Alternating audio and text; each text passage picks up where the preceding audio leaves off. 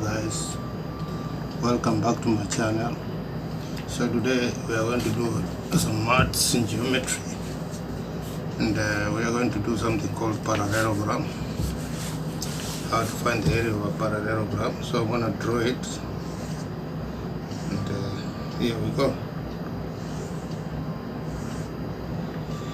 So I'm going to give the height, give you anything that I deem necessary fits, and give it with this. And then what else? Yeah, and we're gonna find area is equal base times height. So I've drawn a parallelogram. Parallel sides are equal and opposite, and the angles are also equal, if you can see this and that. So here we have the base and height, and the area is base times height. So this is direct, you can see is 80, right? Because how we arrive at that is that we have 8 into 10 or 10 into 8, and that will give you 80. It's as simple as that. So let's find. Let's now assume that we don't know the height, and then we draw something like this. We don't know the height, and we have something like maybe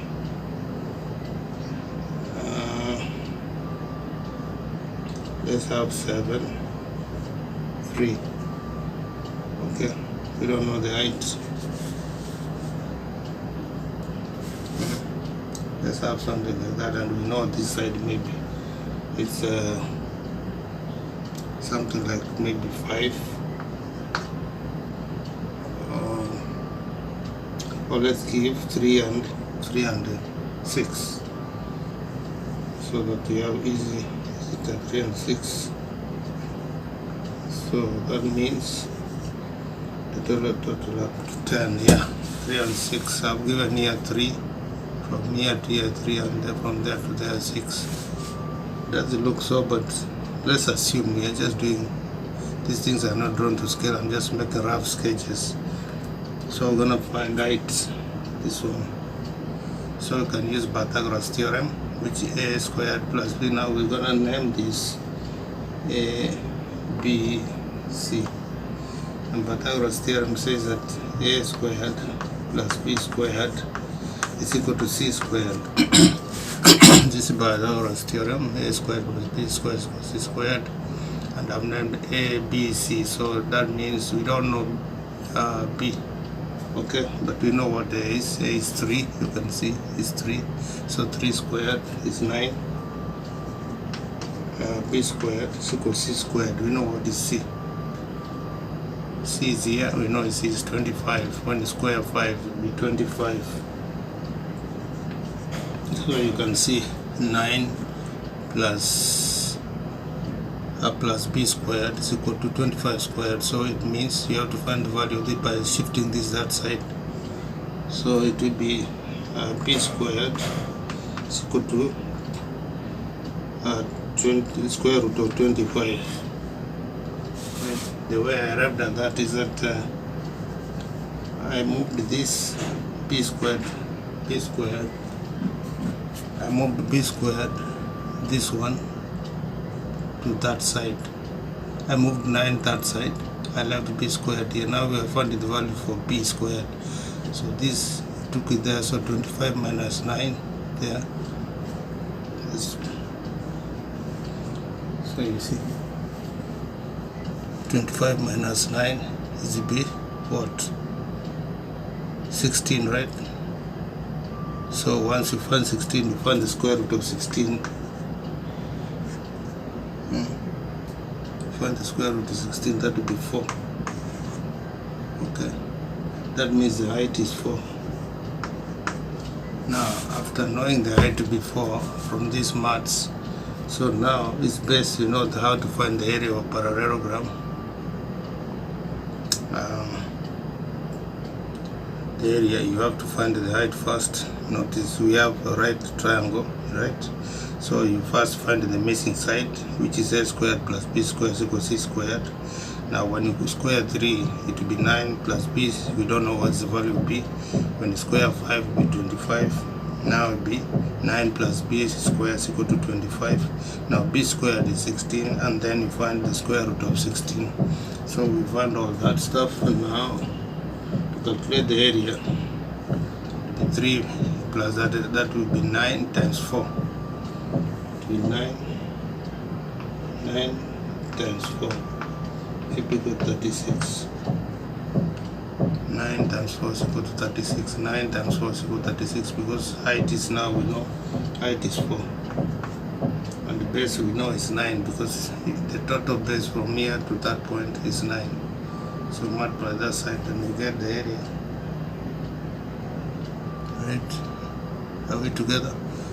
This light is not doing us justice.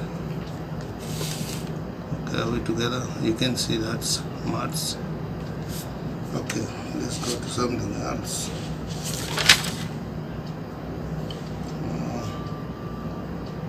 We're going to find the area of a rhombus. First of all, the area of a rhombus is very simple. Rhombus is a square actually. And quadrilateral is a square. To find the area of a rhombus,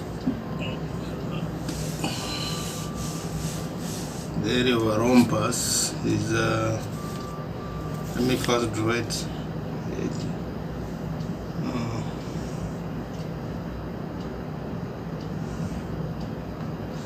Draw it. It doesn't look exactly like this, but all these sides should be equal. Right? All those sides are equal. It's a rhombus, and you can give values. Wait a minute. Let's give some values to it. Like for example, I'm not drawing it properly actually. Let me draw it again. It doesn't look good this way, but I want to draw it to look more or less like a parallelogram actually. Sides are approximately equal in all sides. Just let's assume that these sides are equal, and let's have 90 here. Let me do something else. I'm going to show you in a minute. Now we have this thing. This is 90 degrees. And then let's have some values here. I would like to put 6, for example. 6, 6, 6, 6, because all sides are concurrent. 6, 6, 6. These are centimeters. Because I have to flip the board so that I can write. So you have to excuse me for that. So that's a rhombus.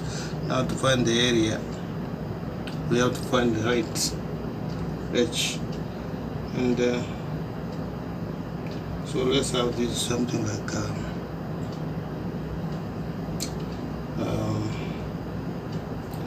4 and 2. 4 and 2, exactly what we did the other side. But now we are finding for this, and use Pythagoras theorem. That's a squared plus b squared is equal to c squared. And you know what the c is? 6 is 36. This is c. B is this one you don't know. Let's name b squared, a squared, c squared. We don't know that. So if we square a, that will be 4. And this is 36 minus 4 is 32. Yeah, it's gonna be tricky. I think let's use a different value like 5. Let's use 5 because I want to find a value that can really work. Let's have 5 total, so we have 2 and 3, and then we have 5. Let's see. So 5 squared is 25. So we have 25 minus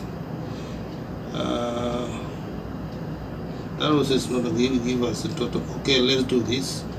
Let's assume we know the height is 4. So the height is 4. I mean, because we're actually repeating what we did, so the height is 4. Up here is 4. That is height, not the side. Yeah. So we're gonna to find the area. Area is equal to base times height. Now what's the base is 5 times height is 4. That's 20 centimeters squared. I guess you know, you are seeing this. This is the base, and that is the height. This is not the height. The height is R1. So when you to find the area is base times height, and I've given height as 4. So 5 times 4 is equal to 20 centimeters squared. Centimeter squared. You always write square because it's area, and if you want to find that the circumference, like the area all around this thing, which you call a perimeter, you just add the sides. And if you add the sides, they also amount to 20, but centimeters, not square. You don't square it. You just write 20 because it is plus this plus that plus that. Yeah, this is they're a bit confusing because rhombus and the parallelogram are almost the same thing. They just look basically like the same thing, but they're not quite the same, and they have different approaches on how to calculate the area. For example, you can use diagonals.